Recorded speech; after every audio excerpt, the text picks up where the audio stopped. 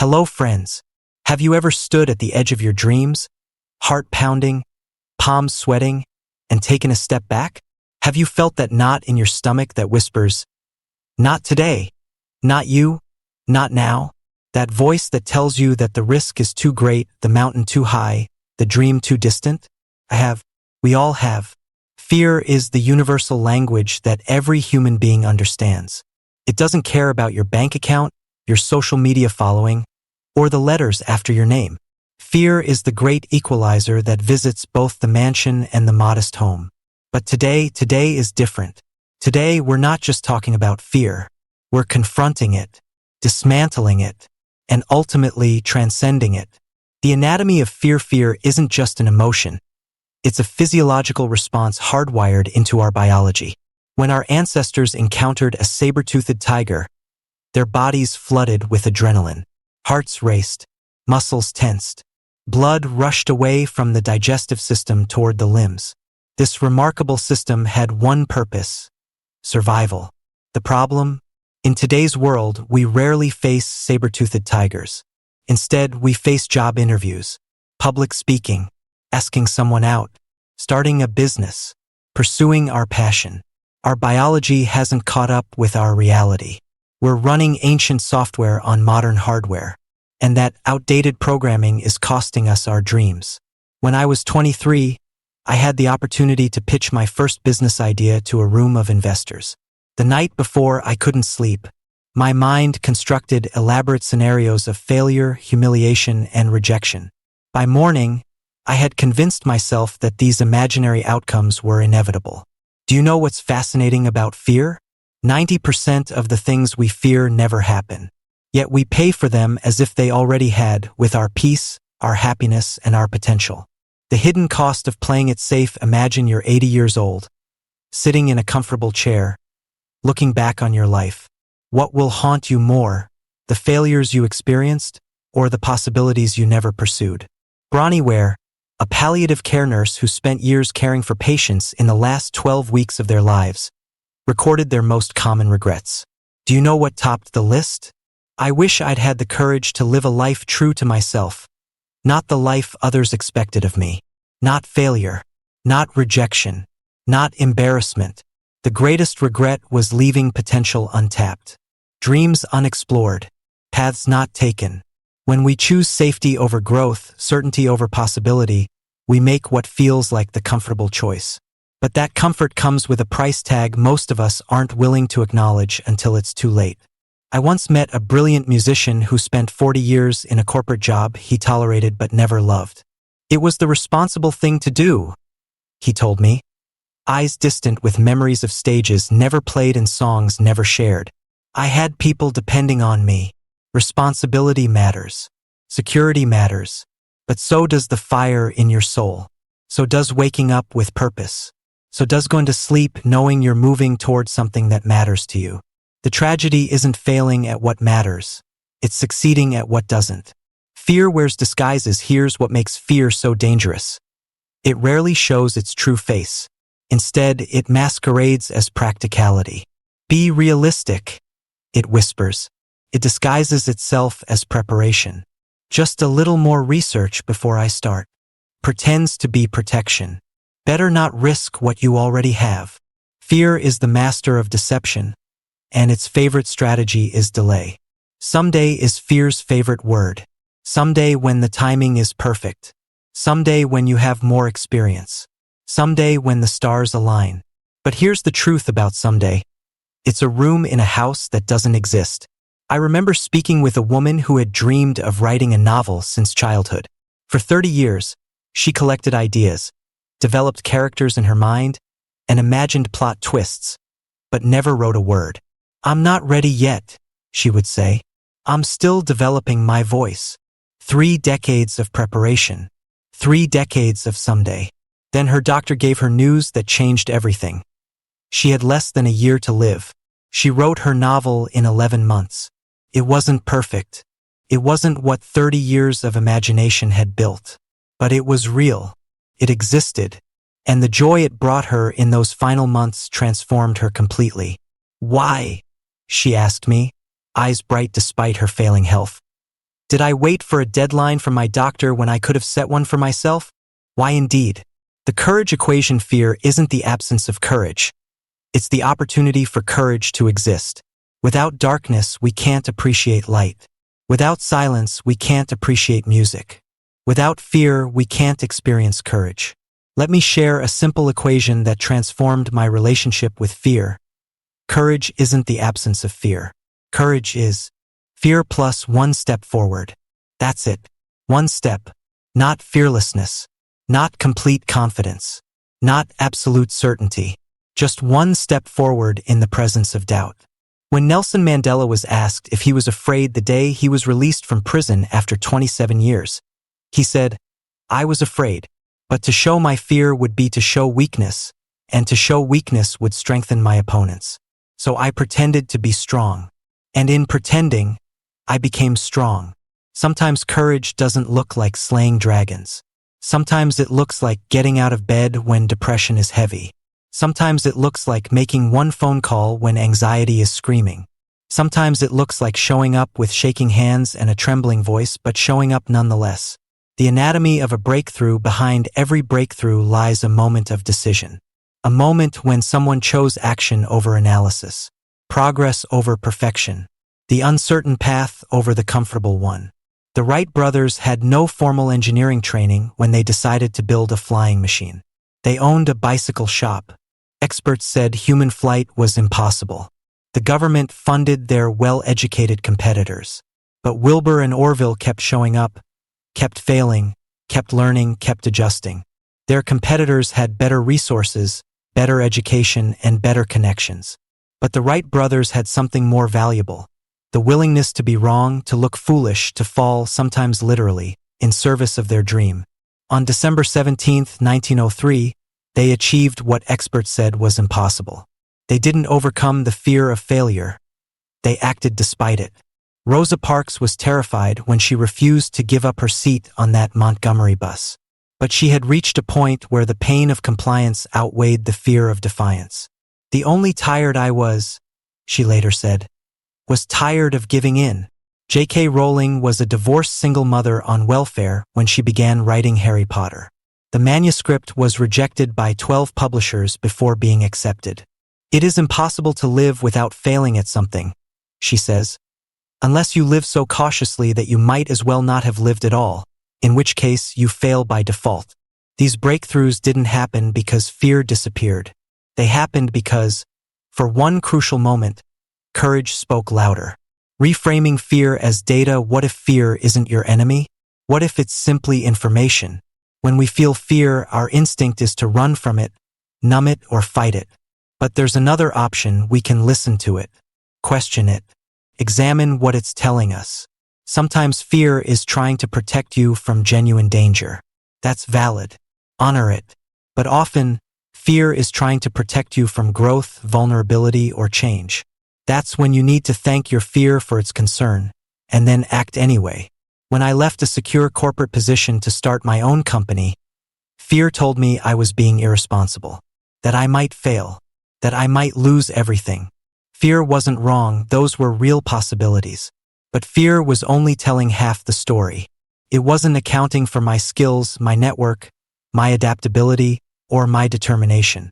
It wasn't calculating the cost of regret, the price of wondering what if, or the slow erosion of passion that comes from ignoring your calling. Fear gives us data, not decisions. The decision still belongs to you. The 5-second rule: Mel Robbins, a successful lawyer turned motivational speaker, developed what she calls the 5-second rule during the darkest period of her life. Her career was struggling, her marriage was in trouble, and her finances were a disaster. Every morning, her alarm would go off, and she'd lie there, overwhelmed by everything that was wrong. Then she discovered something simple but profound. If she counted backward, 5-4-3-2-1, and then moved physically, she could override her brain's protective instincts. She could act before fear and doubt took hold. It sounds almost too simple to work, but the science behind it is solid. The counting interrupts your habitual thought patterns. The immediate physical movement engages your prefrontal cortex before your limbic system, the emotional part of your brain, can kickstart the fear response.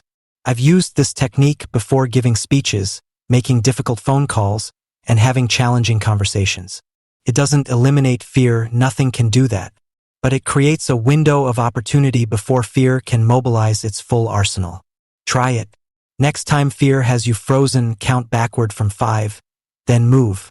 Just one step, just one action. 5-4-3-2-1 go. The power of purposeful discomfort. Most of us spend our lives seeking comfort. We optimize for ease. We arrange our lives to minimize friction. But what if growth happens precisely at the edge of discomfort? Exercise physiologists understand this principle well.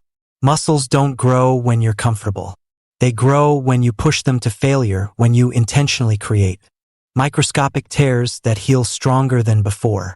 Your comfort zone is a beautiful place, but nothing grows there. I started intentionally practicing discomfort in small ways. Cold showers, public speaking, difficult conversations I'd been avoiding. Each small victory over comfort expanded my capacity for the next challenge. There's a concept in psychology called progressive exposure. If you're afraid of spiders, therapists don't start by putting a tarantula on your hand. They might begin with a picture of a spider, then move to being in the same room as a spider in a container, gradually working toward more direct contact. We can apply this same principle to any fear. What's one small step that feels uncomfortable but not paralyzing? Start there. Then take the next step. And the next. Remember, courage is a muscle. The more you exercise it, the stronger it becomes.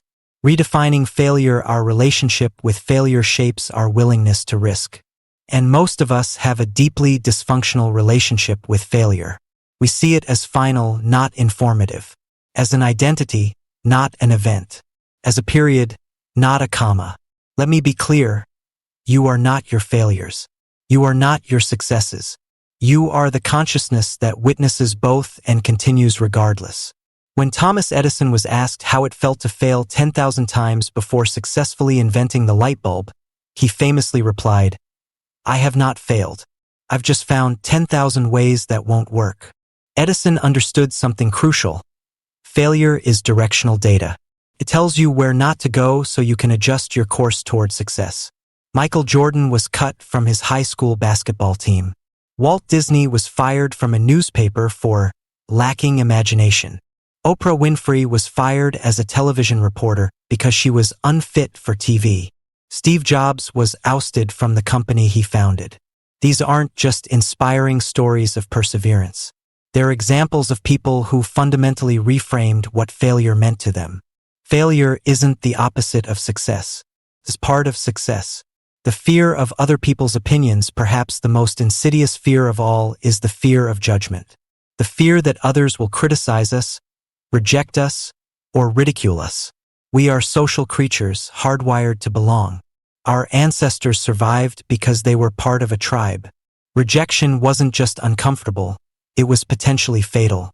Today, that same fear keeps us small, keeps our voices quiet. It keeps our unique gifts wrapped up, never shared with a world that desperately needs them. I struggled with this fear intensely. I would overthink emails for hours, wondering how they would be perceived. I would replay conversations, cringing at things I said or didn't say. I would make decisions based not on what felt right to me, but on what I thought would earn approval. Then I discovered a liberating truth. Most people aren't thinking about you at all. They're thinking about themselves, their own insecurities, their own challenges, their own lives. The spotlight effect makes us believe all eyes are on us, judging our every move. But the reality is that everyone else is too caught up in their own spotlight to focus much on yours. And those who do take time to judge or criticize, their opinions say more about them than about you. As Roosevelt said, "It is not the critic who counts. The credit belongs to the man who is actually in the arena." The gift of fear. Earlier, I suggested reframing fear as data rather than a directive. Now I want to go further. What if fear is actually a gift? Think about it. Fear points directly to the areas where you have the most potential for growth. It highlights exactly where your comfort zone ends and your expansion begins. Fear of public speaking? That's where you might develop a voice that influences thousands. Fear of starting a business? That's where you might create something that solves a problem for countless people. Fear of vulnerability in relationships? That's where you might experience the deepest connections of your life. Your fears are not random. They are signposts pointing toward your evolution. When I began speaking professionally, my fear of audiences was paralyzing. But that same fear forced me to prepare thoroughly. It made me practice relentlessly. It drove me to study great speakers and understand the psychology of communication. The fear didn't disappear. It transformed into fuel. Breaking the pattern fear creates patterns in our lives. We encounter a trigger, feel the fear, and engage in avoidance behaviors. This cycle becomes so automatic that we often don't even recognize it's happening. Breaking free requires pattern interruption. When you feel fear arising, pause. Take 3 deep breaths. Name the specific fear you're experiencing. I'm afraid of looking foolish. I'm afraid of rejection. I'm afraid of failing. Simply naming your fear reduces its power. Brain scans show that labeling emotions decreases activity in the amygdala, the brain's fear center. Next, challenge the fear with questions. What's the worst that could realistically happen? Could I survive that worst-case scenario? What's the best that could happen? What's the most likely outcome? Will this matter in 5 years? Finally, connect with your why. Why is facing this fear important? Who might benefit if you push through? What becomes possible on the other side? When the why is strong enough, the how becomes easier. The communities we keep. Jim Rohn famously said that we are the average of the 5 people we spend the most time with. I believe this is especially true when it comes to our relationship with fear. Surround yourself with chronically fearful people, and your own fears will be constantly validated.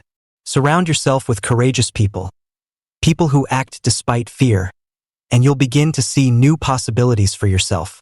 This doesn't mean abandoning friends or family who struggle with fear.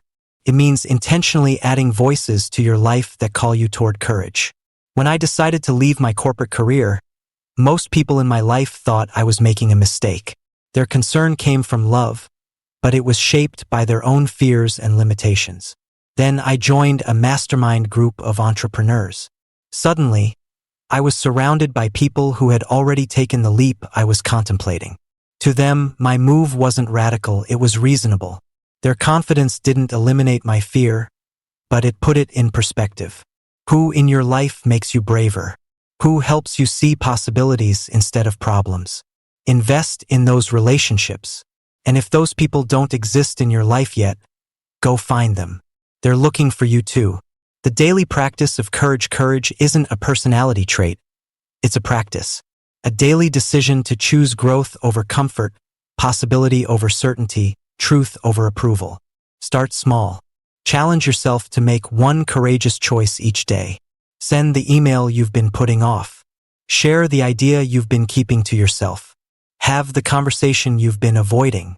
Set the boundary you've been afraid to establish. Take the first step toward the dream you've been deferring. Small acts of courage compound over time. Each one builds confidence for the next. Each one expands your capacity for discomfort. Each one rewires your brain to see risk differently. I keep a courage journal. Each night, I write down one thing I did despite fear. Some days, the entry is significant. Gave a speech to 5,000 people. Other days, it's subtle. Told the truth when it would have been easier to say what they wanted to hear. But over months and years, those entries tell a story of a life expanding, of a person becoming more fully themselves despite the ever-present companion of fear. The world needs your courage. We often frame courage as a personal virtue, something that benefits us individually. But I want to suggest a different perspective. Your courage is not just for you. When you face your fears and take action despite them, you create possibility ripples that extend far beyond yourself. The business you start might employ dozens of people. The book you write might change thousands of lives. The invention you create might solve problems for generations to come. The authentic conversation you have might heal a relationship that affects an entire family. Even more powerfully, your courage creates permission for others to be courageous too. When Rosa Parks refused to give up her seat, she couldn't have known that her individual act of courage would help spark a movement that would transform a nation. But it did. When Malala Yousafzai continued to advocate for girls' education despite threats from the Taliban, she couldn't have known that she would inspire millions worldwide. But she did. Your courage creates space for others to discover their own. The window and the mirror in difficult times. There's a leadership principle called the window and the mirror. When things go well, look out the window to attribute success to others and external factors. When things go poorly, look in the mirror and take responsibility. We can apply this same principle to fear and courage. When fear stops you, look in the mirror. Ask what beliefs, patterns, or choices within yourself are contributing to that fear. Take responsibility for your response to fear. But when you act with courage, look out the window. Recognize the people who supported you. Acknowledge the circumstances that made it possible. Feel gratitude for the examples that inspired you. This approach keeps us humble in our victories and empowered in our struggles, both essential elements for a life of growing courage. The new story for too long. Many of us have been living a story about fear that goes something like this. Fear means stop. Fear means danger. Fear means I'm not ready. Today, I invite you to consider a new story. Fear means I'm at the edge of growth.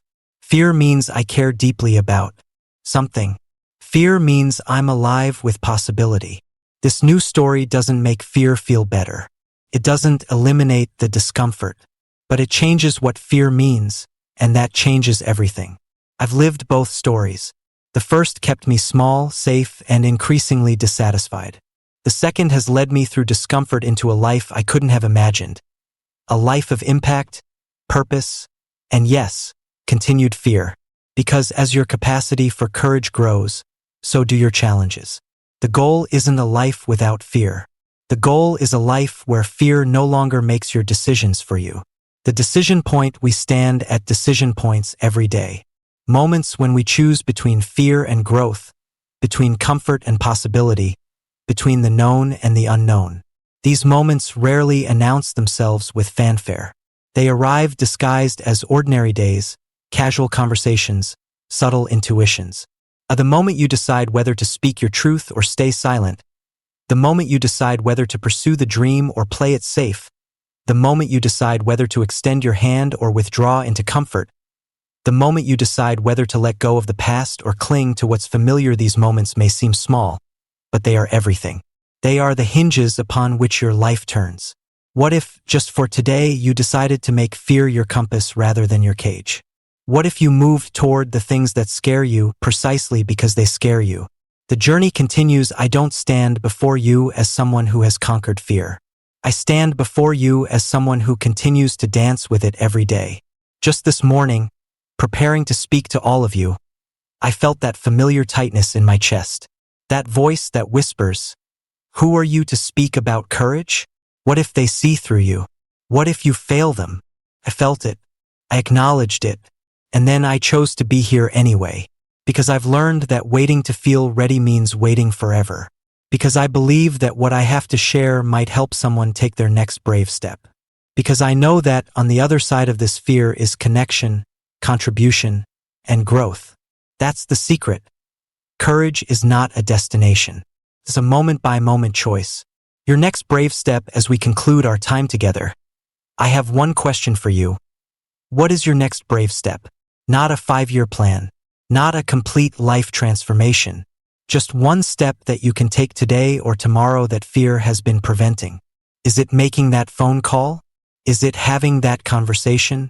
Is it signing up for that class? Is it sharing that idea? Is it saying no to something that no longer serves you? Is it saying yes to something that both excites and terrifies you? Whatever it is, I invite you to name it silently to yourself right now. That thing you just named is not just a task or a goal. It's a declaration of who you are becoming. A person who feels fear and acts anyway. A person who chooses growth over comfort. A person who understands that courage isn't the absence of fear. It's the triumph over it. The world needs that person. We need that person. Your fear will tell you to wait until you feel ready. Until the timing is perfect. until the risk is minimal. But readiness is a myth. Perfect timing is an illusion. And a life without risk is a life half-lived. So, feel the fear. Acknowledge it. Thank it for trying to protect you. And then take that next brave step anyway.